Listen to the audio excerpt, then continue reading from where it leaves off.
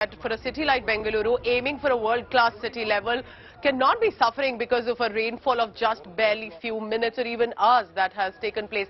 But what is the reason, apart from perhaps the political apathy, that there are recurrent visuals that we have, incidents that we have? I want to take you through exactly what are possible reasons that are coming through. Look closely on your screens. These are some of the points that we have understood.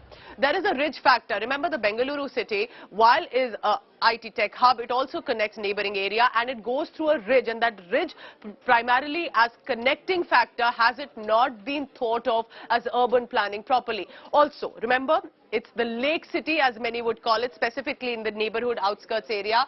But have these lakes been breached? Has there been man-made encroachments? Has there been corruption here that the lakes have been breached and leading to not only just froth and smoke coming out from those lakes, but also leading to the flooding and inundation? Now, blocked drains, of course, this is as basic as it gets, as civic apathy. Why was it not cleaned as a precautionary measure? And then what was the problem that it happens every time? Now, heavy rainfall, well, that is definitely a natural element that does bring in about if there is incessant rainfall, whether it's Mumbai or Bengaluru, it is bound to get to a level that it will cause inconvenience. But can we avoid it? And this time, remember, it is the ad hoc sanctions as well. The question of who's getting the approvals, what sort of sanctions are being given. And I want to take that question also to Mr. Harish Bijur. We're talking about rainfall, and I do understand, Mr. Bijur, if it rains to a level, it's going to be flooded. But is it correct, like my reporter was telling us on the ground, that yesterday it rained for just barely 1 hour? And in 1 hour, it has led to this. Yes, it certainly isn't correct because, you know, it's all about city planning.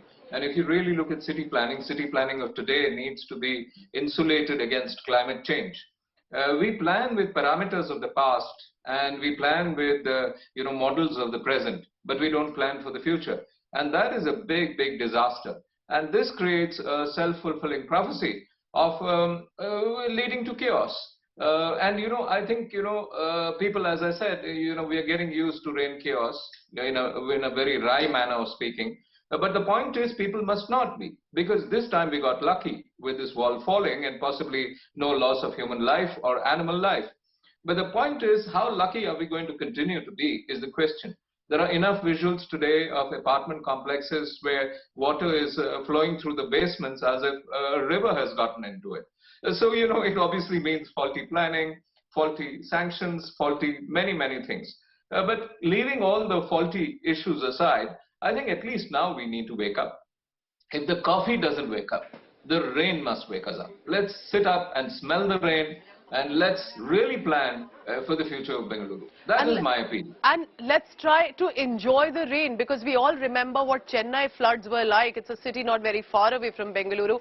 Are these questions now that urban planning and urban planners and government need to get together, a policy that should be thought about?